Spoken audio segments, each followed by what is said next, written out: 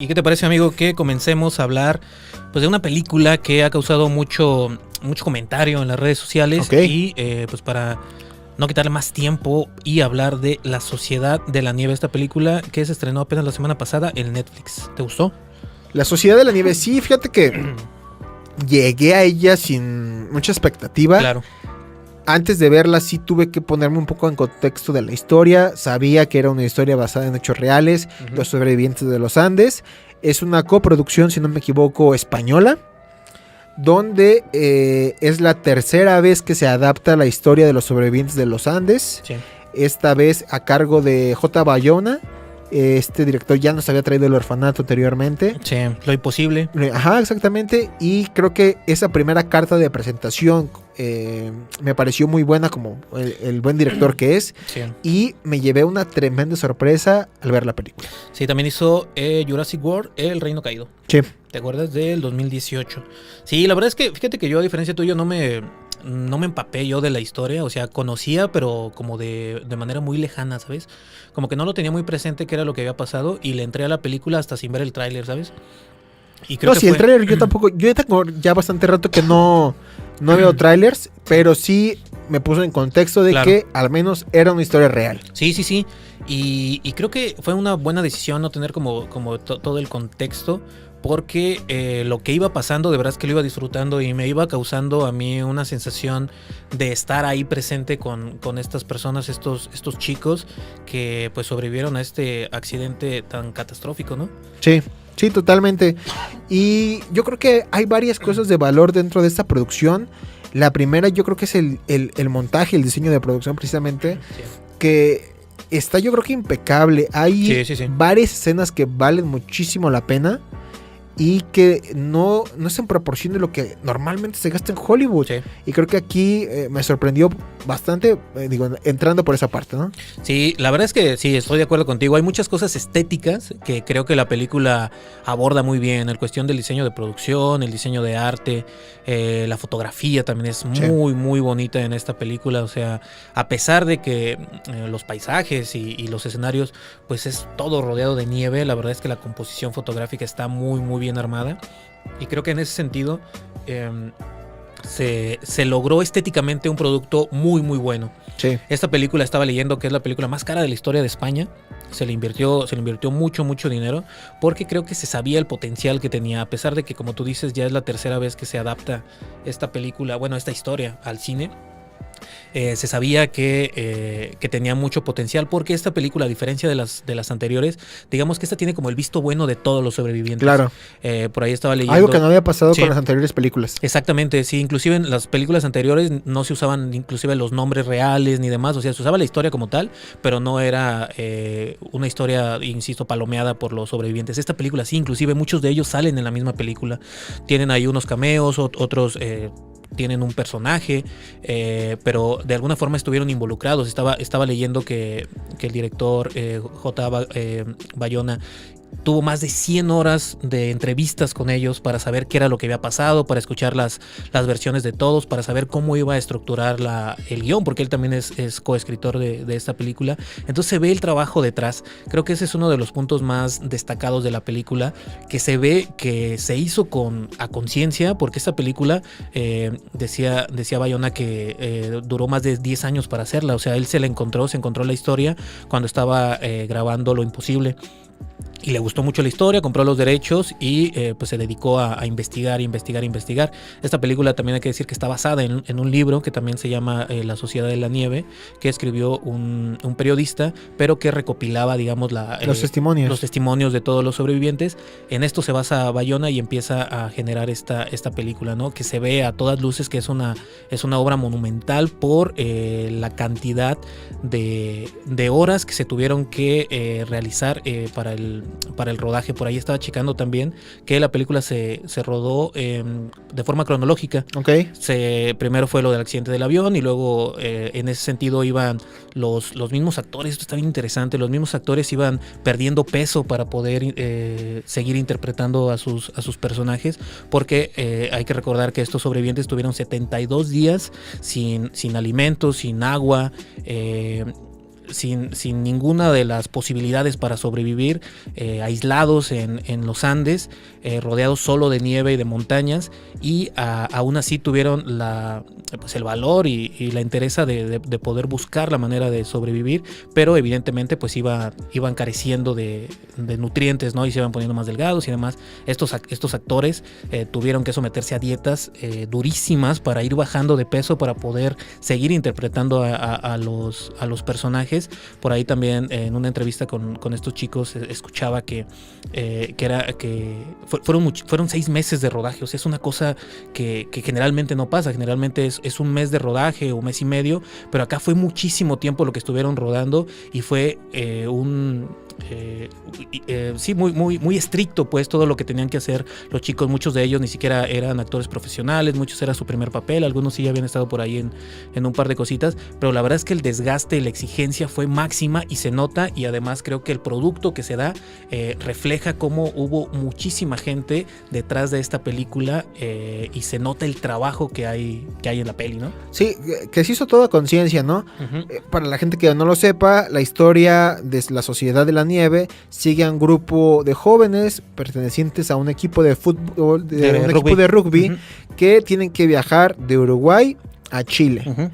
Ellos no se lo tocan en la película, pero bueno, rentan un avión en el cual pues van a viajar miembros del equipo y otros familiares, sí, pues para llegar a su destino. Creo que 42 personas. 42 personas suben al avión. La ruta hacia Chile tenían que pasar por la cordillera de los Andes. Lamentablemente el mal clima y decisiones erróneas del piloto uh-huh, hacen que tengan un accidente y pues caen en una situación en la que pues se pierden durante 70 días, ¿no? Exactamente, 72 días, y a partir de ahí empieza la película. Y creo que la película, su inicio me gusta mucho. O sea, su primer acto es muy lindo porque nos da una introducción muy corta, y a los 10-15 minutos ya estamos en el accidente del avión, y a partir de ahí se empieza a desarrollar ahora sí esta historia, que es una historia pues de sobrevivencia, ¿no? Sí. De ver la forma en que estos chicos, que muchos de ellos tenían 18, 19, 20, el que más tenía era 25 años, van a sobrevivir en un territorio donde es imposible que una persona pueda sobrevivir. Bueno, pues ellos lo logran, y la película se encarga cronológicamente de irnos detallando cuáles fueron estos sucesos que hicieron que estas personas tuvieran pues el milagro, ¿no? Como se le llama, el milagro de los Andes, de regresar. Me parece que regresan 16 con vida de los 42 que viajaban. Y creo que la película, y creo que Bayona toman decisiones muy muy acertadas en este sentido. Uno es que nos lo cuenten de manera cronológica, porque los mismos actores van entrando en ese mismo trance. Ellos hablaban de que grababan 10 horas seguidas. Se grabó muchas escenas en la cordillera de los Andes real, o sea, en el mismo lugar del accidente se grabaron muchas cosas, y muchas otras se grabaron en España con sets ahí armados. Pero insisto, la exigencia fue brutal, y creo que esa decisión de hacerlo de esa manera me parece que le suma mucho a la película. Aparte también, yo la verdad me clavé mucho con esta peli. Después de que la vi me puse a ver, escuchar podcasts, a ver entrevistas, a ver un montón de cosas, y muchos hablaban de que hay detalles muy precisos que sí pasaron, así como está retratado en la película, y es por eso que los sobrevivientes pues decidieron estar presentes, ¿no? En la peli. Por ahí creo que no sé tú qué opinas. A mí hay como 6 escenas que me parece que están sumamente bien logradas. Una de ellas es el accidente en el avión. Totalmente de acuerdo. Lo platicábamos hace ratito. O sea, está tan bien hecho el accidente en el avión que puedes sentirte dentro de ese avión. O sea, a mí me pasó que inmediatamente conecté con esa sensación, y yo sentía que estaba dentro de ese avión cuando se partía, cuando chocaban las maletas, cuando los asientos se aplastaban. Justamente, fue brutal. Ese tiene un gran valor, uh-huh, ese sí tiene un gran valor, porque no tomaron la salida fácil de darnos la perspectiva dentro del avión. Hay turbulencia, parece que pasan unas montañas por la ventana, se va a caer el avión, negros, y ya nos muestran a los personajes o a los pasajeros ya despertando después del post accidente, ¿no? Aquí no, aquí sí vemos varios minutos cómo se está desarrollando el acontecimiento y el hecho dentro del avión, cómo empiezan a contraerse los asientos, a romperse la parte trasera, sí, a caerse los pasajeros, y es una decisión arriesgada que decidieron filmarla y que se vea 100% real. Eso me pareció muy bien. Sí, hay escenas estéticamente y técnicamente muy bien filmadas, y creo que esta es una de ellas. Después de ese accidente pues sobreviven algunos, hay otros que mueren directamente en el accidente, sobre todo los sobrecargos y las personas, los pilotos. Los pilotos, y hay algunos chicos que también pierden la vida.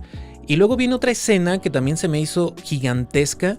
Es cuando, digamos, tienen un poco de esperanza, ya saben cómo hacer agua, porque uno de ellos inventa un mecanismo donde derrite la nieve para poder tener un poquito de agua.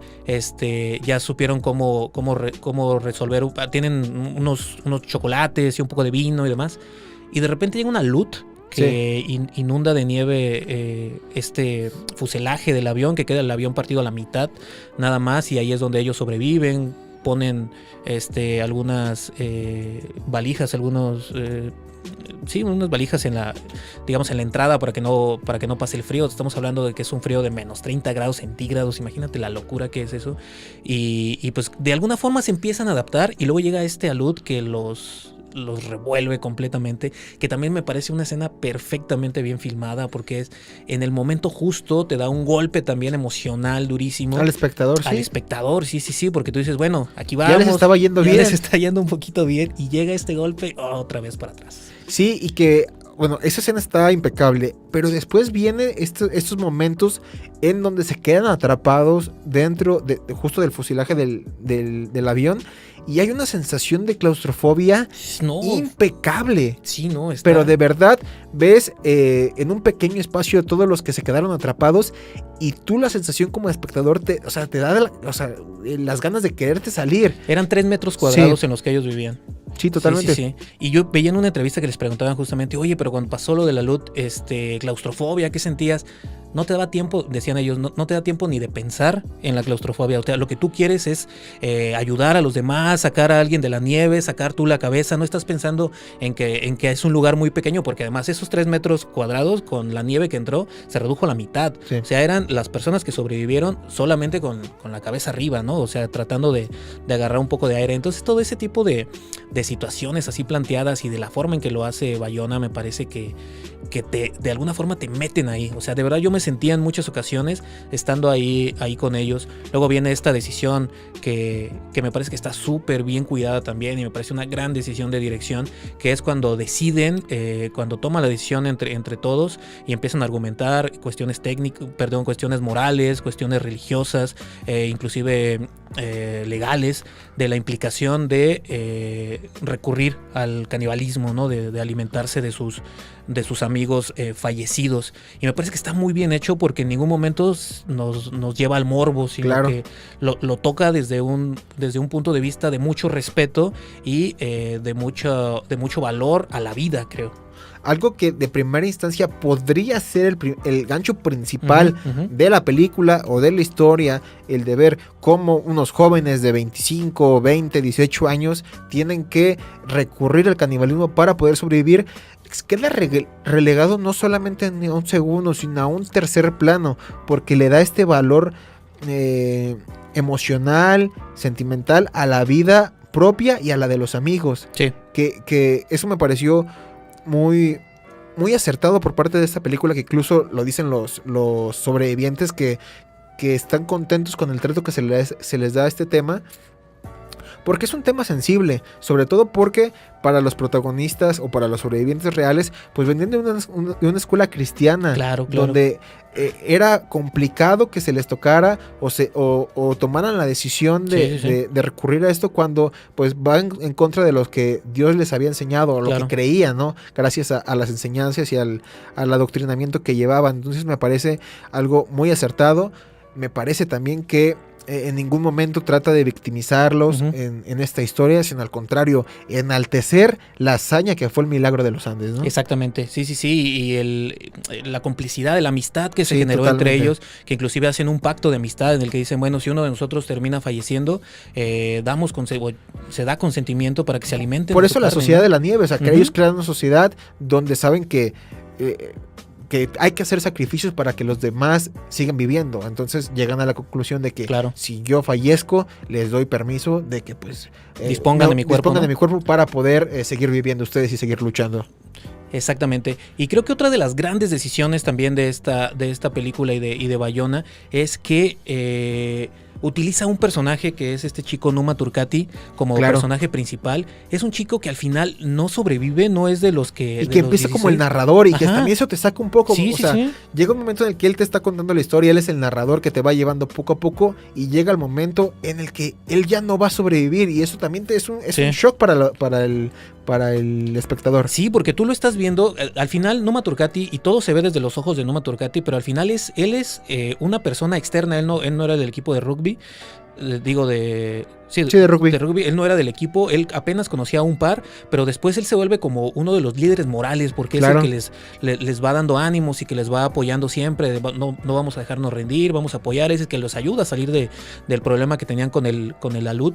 Entonces él se vuelve como este foco de esperanza que tienen los chicos. Y brújula moral también. Y la brújula moral también, sí, porque él es el primero que se niega a recurrir a alimentarse de sus compañeros, ¿no? Y creo que el elegirlo a él para que uno como espectador se vea reflejado en él, me parece que es una de las grandes decisiones, además de que el actor que interpreta a Numa Turcati, Enzo Bogrincio, es una actuación muy buena también, y creo que esa es otra de las escenas que más me llegó también en esta película, que es precisamente la muerte de Numa Turcati, que es cuando pues él decide, al final tiene una herida y se le va infectando y demás, y decide pues que ya es suficiente para él, ¿no? Y se entrega a la muerte, y a cambio les dice, pues pueden alimentarse de mi cuerpo sin ningún problema, y les deja un mensajito en un papelito que está también muy muy bonito. Que les dice algo así como que no hay amor más grande que el de dar la vida por sus amigos. Exactamente, algo así. Es bellísimo, porque además yo te decía, haciendo como un paralelismo súper lindo, a él lo convence, él está en la iglesia, y él no iba a viajar, pero uno de sus amigos lo estuvo convenciendo y le escribió en un papelito, vamos, te la vas a pasar bien, vamos a Chile, ¿no? Y se va pasando de mano en mano, y a él lo lee, lo convencen y termina viajando con ellos, y al final él les deja ese papelito de esta frase que tú mencionas, y todos se lo van pasando para leerlo, ¿no? Entonces me parece que es un cierre súper lindo de ese personaje también. Al final el papelito sí fue de regreso, ¿no? Exactamente.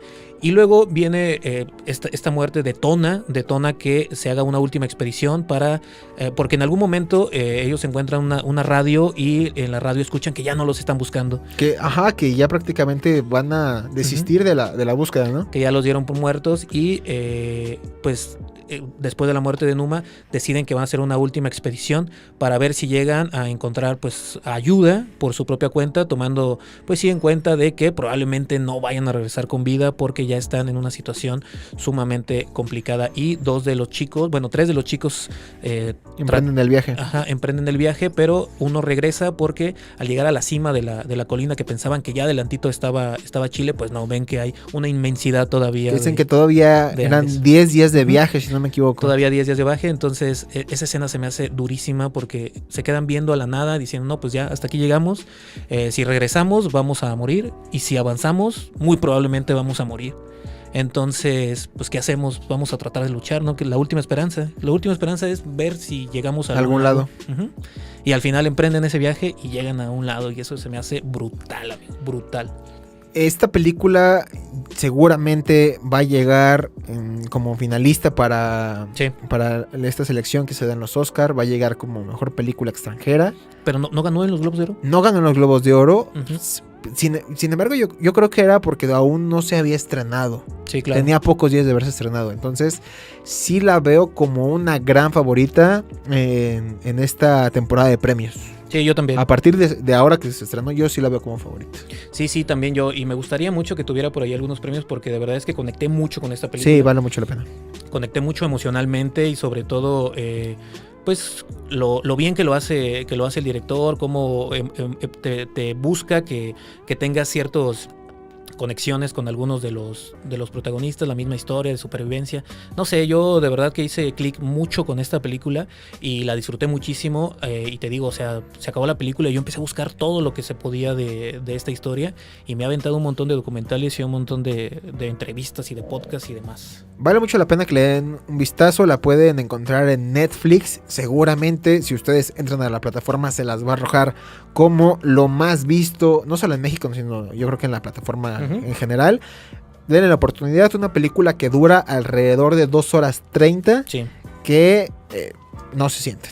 No, inclusive yo veía que ya se iba a acabar y no quería que se acabara. Sí, yo estaba en ese mood. Sí, la verdad fue una película que disfruté. Échenle una mirada. También sepan que pues es una película dura, o sea, es cruda. Es cruda, es muy fuerte, entonces a lo mejor si andan ahorita un poquito sensibles, puede ser que les afecte un poquito más, pero sí es una película que tienen que ver sí o sí. Gran película para iniciar el año, la verdad.